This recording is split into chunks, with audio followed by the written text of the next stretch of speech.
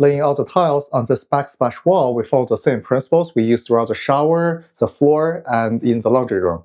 We have the advantage this time of already having the shower walls completed, so I know exactly where everything goes. I can just measure it off without having to make a template again. So the way it works out is we're going to have just about around like a 3/4 inch sliver right on the top. Both this side and this side will be fine once I center the layout right in the middle. So that's all good on this side. But overall, on the vertical side, we could do better if we start with a half tile. But then if we were to start with a half tile right on the bottom here, then right here, we also have a situation where we're going to have like an 1/8 inch sliver. And I would argue that this corner is actually more obvious than the top, because we're going to come in through from here, right? We're going to come in and we're going to look this way.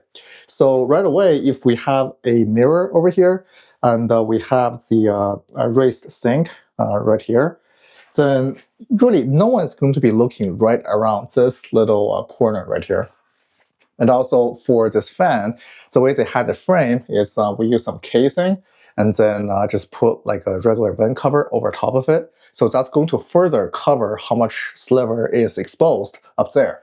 We can start with either a full tile or a half tile on the bottom.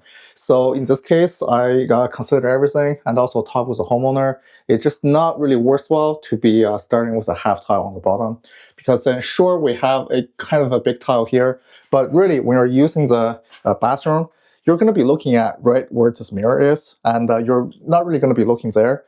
Conversely, when you're looking, to the left or to the right for your little shampoo bottles, you're going to see a half tile more obviously than if you were to see the top. This is one of the cases where it's highly subjective and it comes down to the tiler's expertise and the homeowner's preference.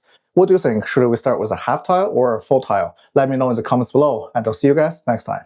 Give me a like and a follow, so next time I release a video in this series, you'll be the first to be notified. Send this video to someone doing a renovation right now. And if you're in the Toronto and surrounding area and you're looking for a high quality renovation, check out my pricing and portfolio on my website at handysolutions.ca.